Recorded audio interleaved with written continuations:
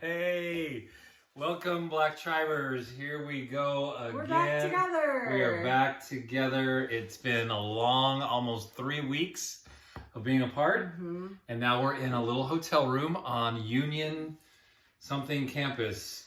Pentecostal camp in Cleveland, Georgia. G42 from Cleveland, Georgia. And this is my teaching week. Having a blast. Cried a lot today with the class, and they were so gracious and so kind, and so I'm having a blast. Yes. And here's what I learned about our 3 weeks apart. Okay, let me hear it, babe. I need to know. I know. People tend to separate when they're having a hard time in their marriage, and they need space. Could be a really good thing if the idea is for you to come full circle and get back together. How amazing was it for us to leave each other, not wanting to leave each other, family obligation, work obligation. We decided, like, hey, we're a team. You go do what you have to do. I'll do what I have to do, and we'll come back together. How amazing was it this last weekend to be back together? It was incredible. Because we were mad at each other. Right. We didn't want to be away from each other. Yep. And we really had a really good flow going in our life. And it was like, it was brought to a halt. And I thought, married couples should purposely, when they're in a great season, spend a couple days apart. Because it does bring even a greater appreciation. Yeah, but not 3 weeks. No, people were concerned about you. I got a lot of messages. I got a lot of quotes like, Lisa, you always say it's not good for a man to be alone. Your husband's alone. Like, he looks sad. He misses you. It wasn't good. I was too busy to think about my feelings. But when I got back with you, they came in like a flood. Okay, so here we are. And for our Patreon people, you're watching us on video. It's awesome. Our podcast on SoundCloud and iTunes. You're getting this on a Friday. Okay, so you've been walking through some stages of motherhood. I have. And you've been killing it. Last week, I listened to your podcast. Oh, you did? Yes, on the way to the airport. Okay. And it was pretty challenging for women. It was. We had a few comments and a few people with feedback going, wow, this is so hard to listen to. But it's so true. So you want to give us... Yeah, and in full disclosure, I was not good at what I was teaching, which is to get restorative rest. Okay. And I really was in a mode with 6 children for many years that I didn't sit down. I didn't take care of myself. I didn't do any of those things. I didn't see it as a value. And we both paid a big price for that. We paid a huge price. Right. So my body eventually recently just said, okay, well, you can keep doing this, but you're going to die a very young woman. And so we had some scares with the doctor, but we've got things in order and we're doing well. All right, so where are we going today? Where do you want to... Okay, so the last thing we talked about as far as stages was the brand new babyhood. And we did clarify that any woman who is loving a child that needs to be loved has a spirit of mothering. Yes. Does not, biologically does not matter. However, actual active childbirth does bring on some things that people want to put in a category of mental illness, and I really think it's more of a category of adjustment. Okay.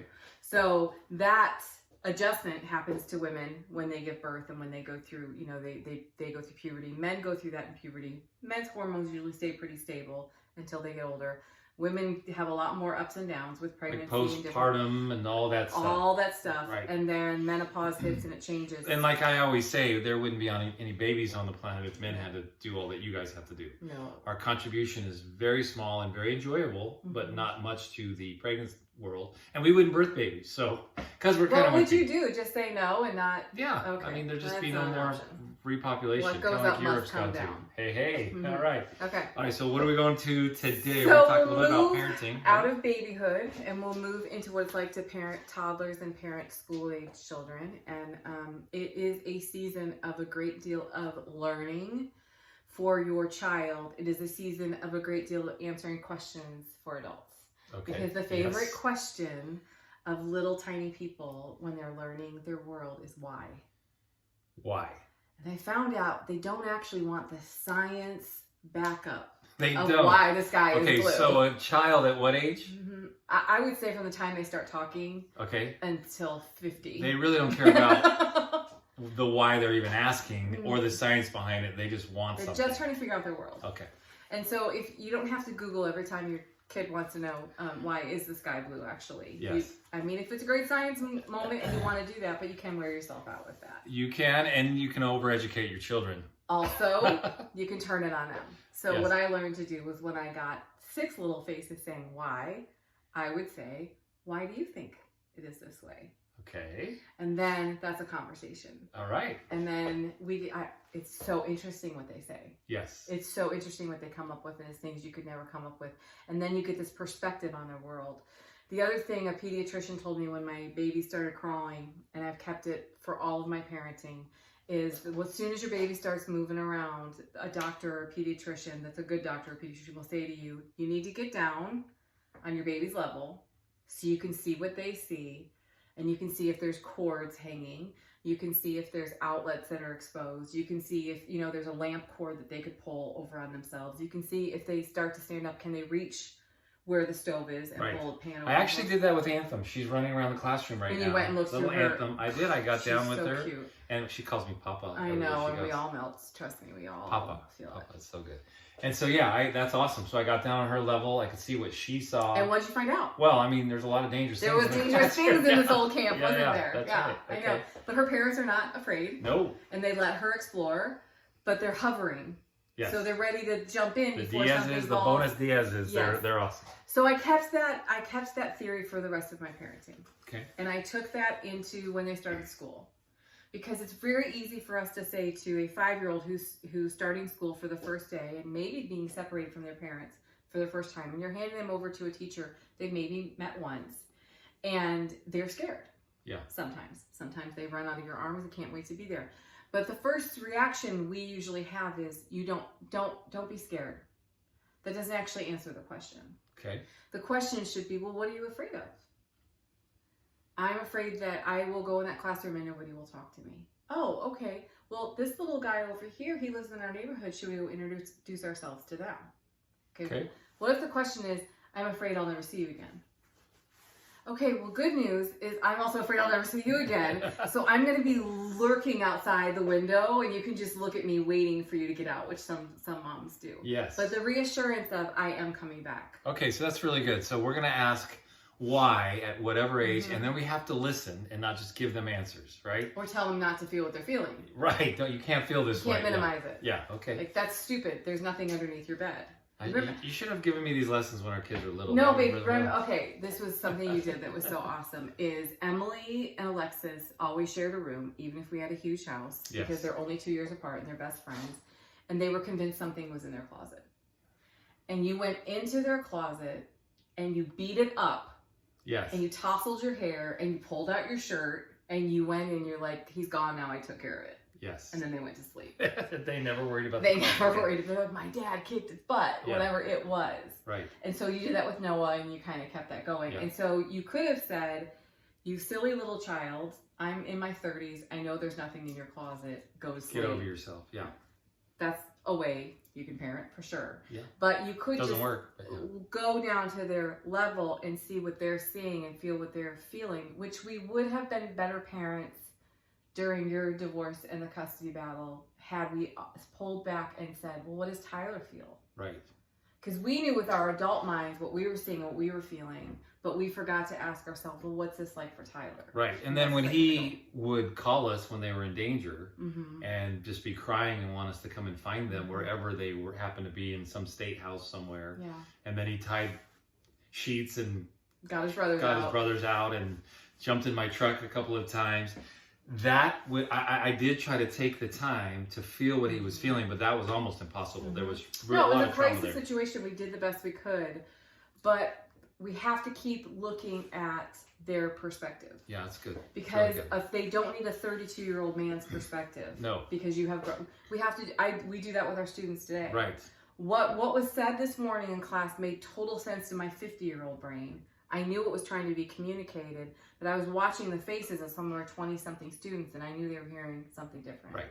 And so in the afternoon, we had one more conversation, and I could see their bodies kind of... And I've learned now to always ask, whatever age I'm dealing with, is what do you hear me saying? Mm-hmm. No matter what the conversation is, what did I just say to you? I did a couple one-on-ones today, a couple coaching calls, and I'm always asking that question because your brain is going to hear something different from your trauma, from your abuse, from spoiled, being over-coddled. All these factors are in, and then just the age. You haven't lived life.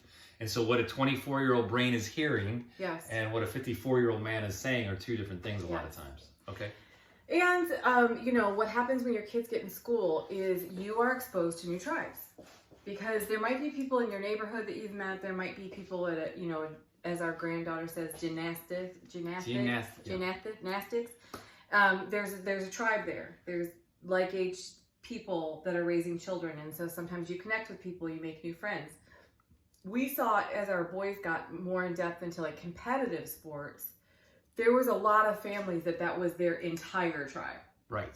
It was their only tribe. It was their only tribe, and it was their entire tribe, and we couldn't not penetrate that tribe. Yes. Because it was not our only tribe, and we thought it was a little ridiculous, honestly, Yeah. that they literally could talk about, do nothing, or say anything else except for this particular sport. They lived, breathed, sport. ate, slept what their kid was doing in that sport. But usually that was their only kid or one other that wasn't playing competitive. We had multiple kids playing multiple things. Can we talk about that? Yes, let's do it. It's still a big wounding. If you're watching this on video, you just saw my wife slap. No, I'm just kidding. She didn't. It's still a big wounding in our family. Yes. Because our sons are convinced that we did not support them and that we did not pay for things and we didn't care about their dreams. Meanwhile, their counterpart siblings felt that we completely ignored them and all we cared about was their brother's sports. And the truth is... And all the money and all the time went to that. There's probably truth in both of those, and there's also truth that we spent tens of thousands of dollars on ridiculous sports activities. And we spent tens of thousands of hours at baseball fields and football fields and rugby fields and every other kind of field. Lacrosse, all of it. But I don't think our kids had the overarching view that we did, that we were thinking of how to take care of all of the children. And I don't think that they knew that when we spent all weekend at that particular field, I wasn't getting laundry done, I wasn't getting grocery shopping. Oh, they can't see that. They can't see any of that.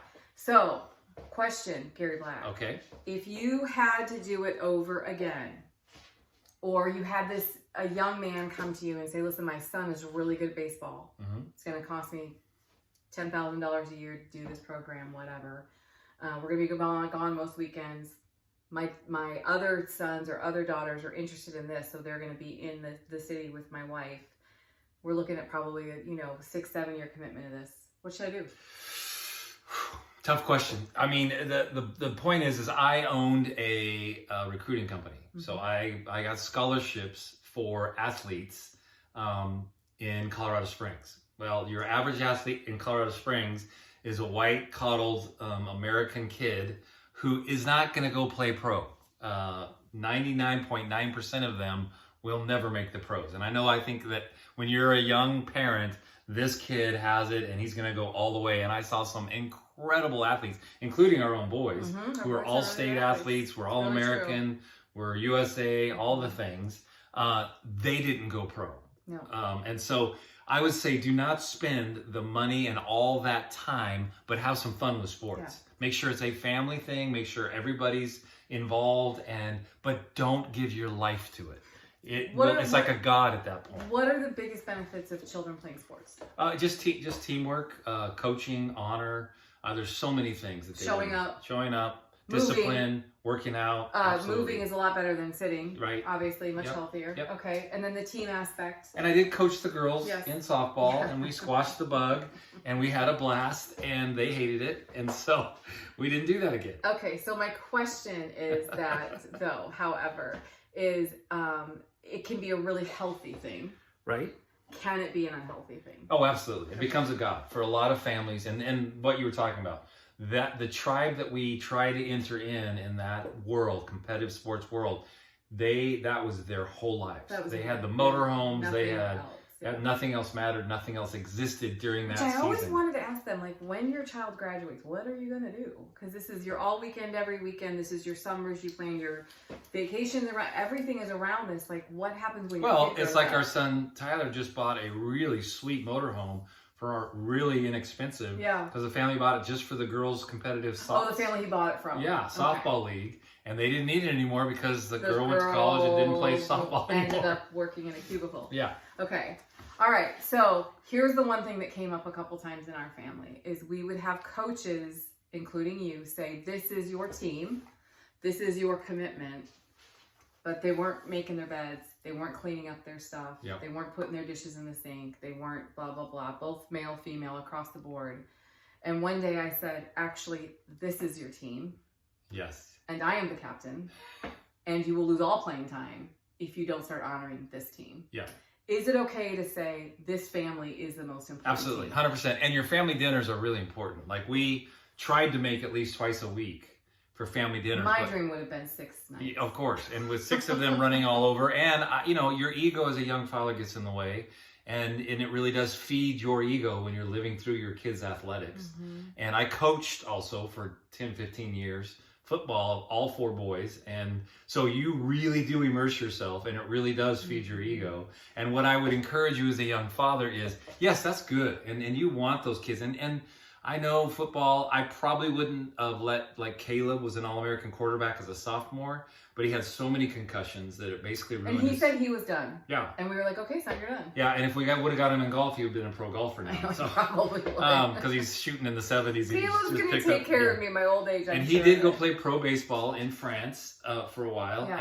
and that is awesome. Right. And you want that for your Right. children, but it cannot consume and take Right. over your whole family. Yeah. It cannot. I did find myself envious of Mormon families because they refuse to let their children play on Sunday. Yeah.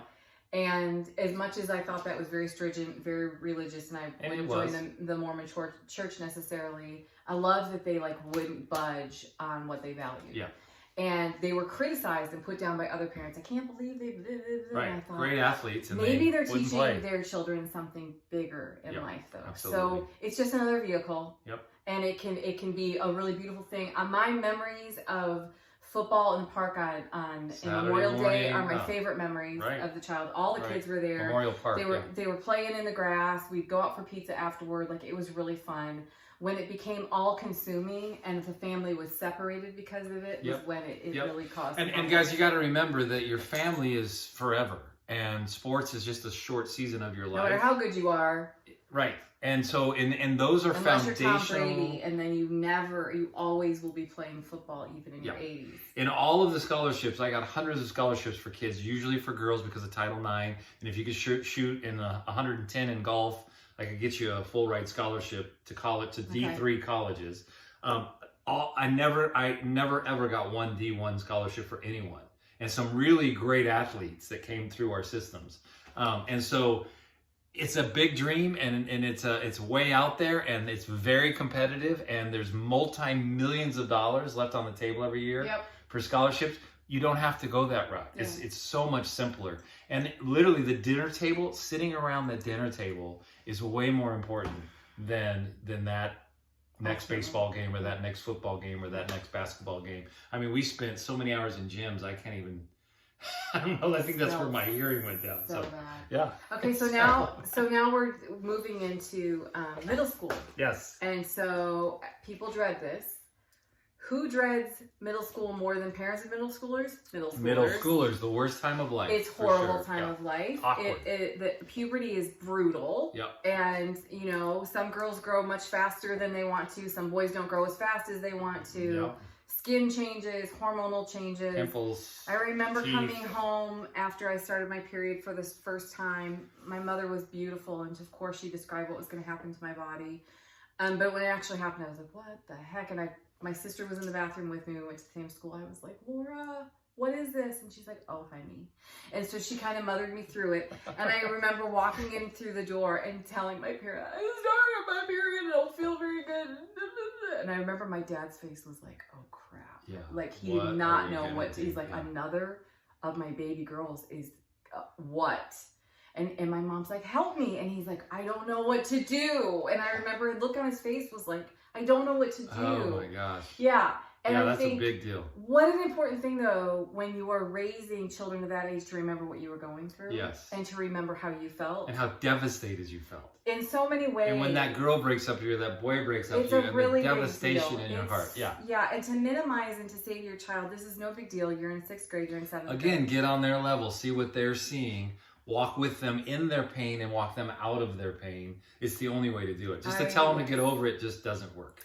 And to say, I remember being your age, and I remember this boy I had a crush on, and I remember on the field trip we held hands, And I remember he kissed my cheek in the park. I remember that. And then when he broke up with me, I remember how that felt. And just remembering. You know why we moved to Colorado Springs is to be there for my dad. He's 81 now, and he's got my sister's 3 special needs children, and we're gonna help raise them, and they're gonna become ours, and we're gonna make sure they're very well taken care of. He had to walk Jasmine, our youngest special needs. She was 14, and my mom had passed, or 15. And we were in Spain. So I was no help. And my dad had to walk her through her first period. Yeah. And he called us going, like, I don't think I'm qualified. It's a big deal. It is right? a big deal It's because it is very emotional, that season of life. And the big issue now is, like, think of what we went through in the 70s and the 80s and the 90s. Now we have a generation that is being told their worth via a screen. Oh, right. Yeah. Social and the emotional struggles that they have are much more intense than what we can relate to. Yep. And we had 2 or 3 friends that were mean to us or had an opinion about us. They have 100,000 people that have an opinion about their ears or their nose or their belly or their whatever. And they're watching TikTok and they're watching Reel and they're watching all these beautiful people make these stupid videos. Which don't even really look that way. They don't. They have filters. We have a family member that found a filter, and I was like, oh my God, she get a nose job? I'm so dumb. Yeah. One of my friends was like, no, honey, that's a filter. I was like, I need that filter all the time. Yeah. If you haven't watched Social Dilemma, it's a documentary. Watch it. Watch it with your children. Google, Facebook, all these. The guys that created it. Instagram employees, and it's their view on what social media is doing to our children, to society, but to our children. And we just Lisa showed it to the interns yesterday and had them break out and ask questions. Great. They asked such great questions. Best, I made a True Talk Tuesday video about it today. They, Breyer says, YouTube has become the surrogate father. I know. Because your dads aren't there to teach you how to change the oil, change your tire, and so you have to go to YouTube to learn. And man, it just hit my heart in such a deep way. Because it's really true. I literally grabbed my heart when he said it. Yeah. And I just, like, it was... We just need the father and mother, our kids, where they are, in their age, get on their level, and listen really well. Bring discipline, bring life, bring truth after you listen and help them kind of walk through that stuff. I would have done that so different. Yeah. And again, not that we were horrible at it. We didn't know. Nobody told us. Right. So good. Yeah, so listen to the blacks because they messed it up and you can do better. Okay, so what would you say on that? Because what I did was present them with this documentary that I watched 3 times because I'm not going to present something to my class that I have not really studied. And so I watched it 3 times, I took notes, and I was like, this is really well done. And it's a really good, it's something I asked you when you go back to watch with Noah, because I think it's a good place of discussion.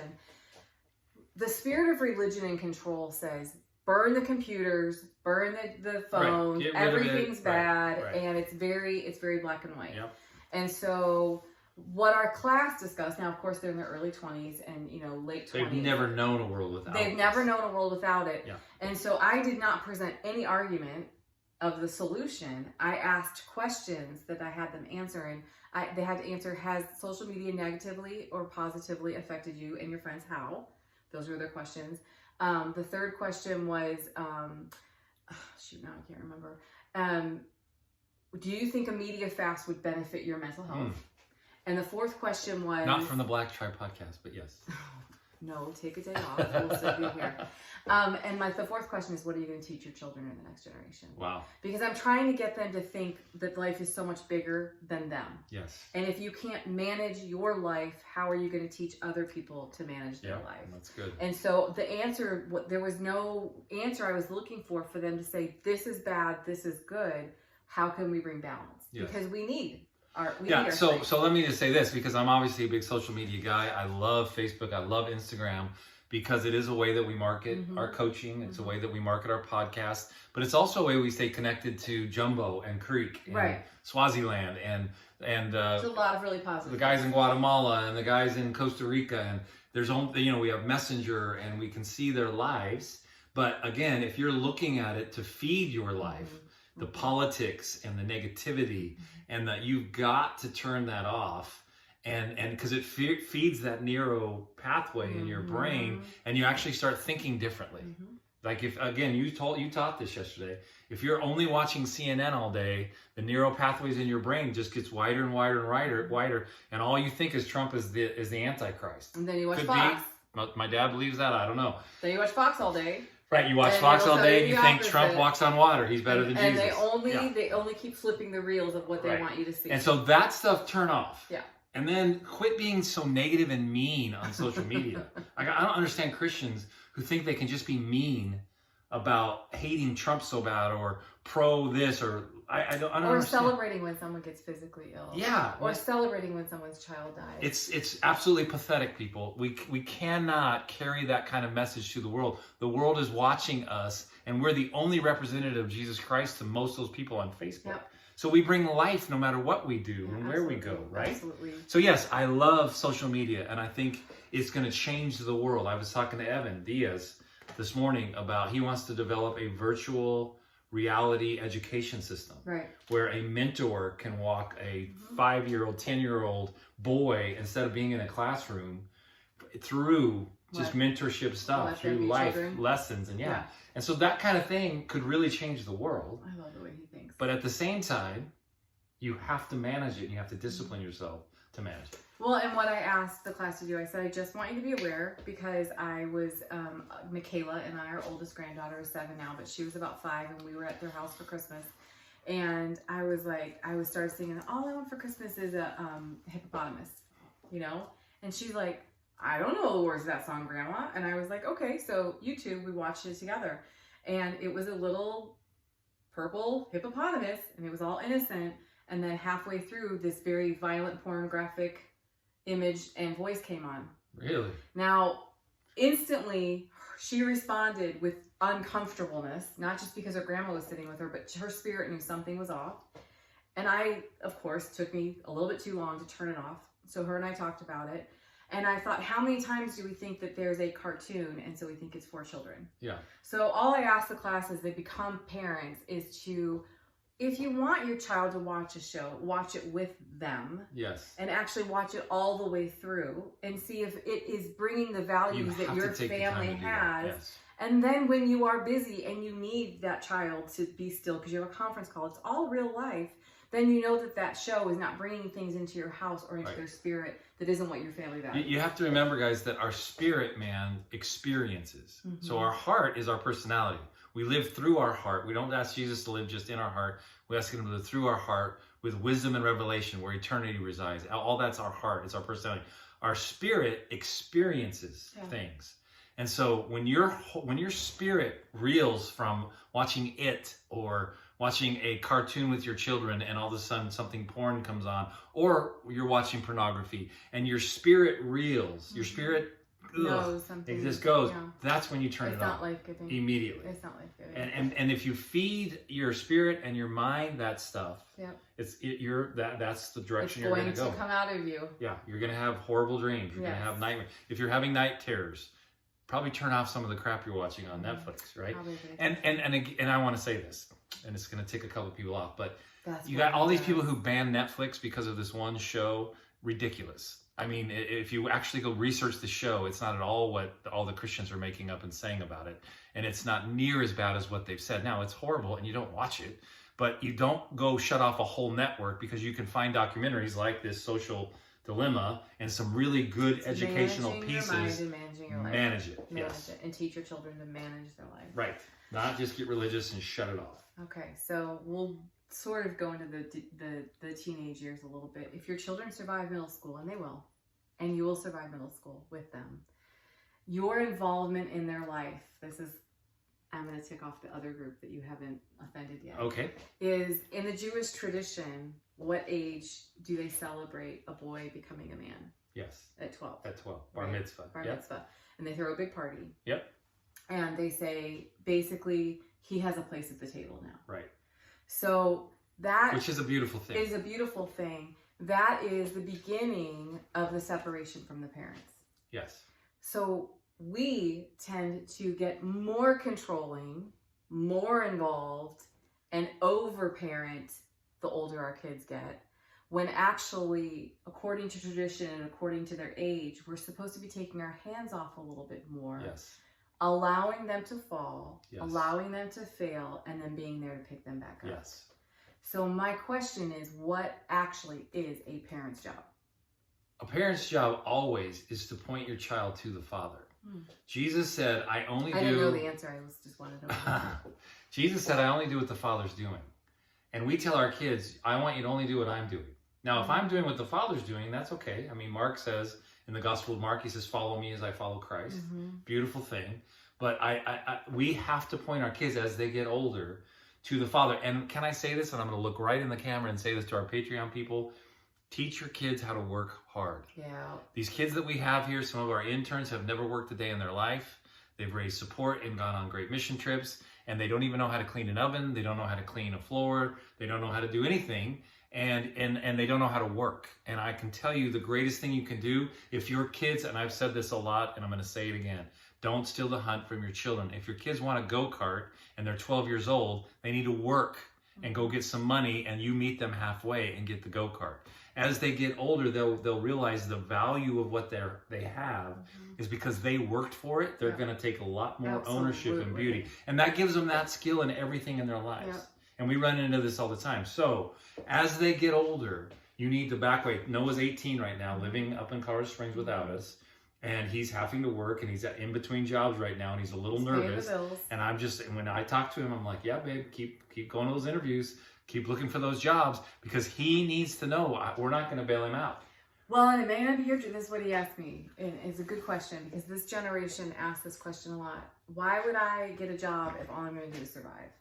Yeah. Our grandfathers never asked that question. No, they never knew they had that option. They didn't have that option. Yeah. They had to work no matter what the work was, because they had to provide for their families. And if that meant a factory, if that meant an auto plant, if that meant steel, this is the first generation to have choices. And we've given them so many choices that they're overwhelmed and shut down by. Yeah. But it's not their fault. Right. It is not their fault. We always want to point fingers at a generation and say, look at what you're doing wrong, when who brought them into it, who parented them into it. Why do our young men here not know how to change their tires? Their dads weren't there to teach them. They were gone. Now, again, some dads just had to work their butts off.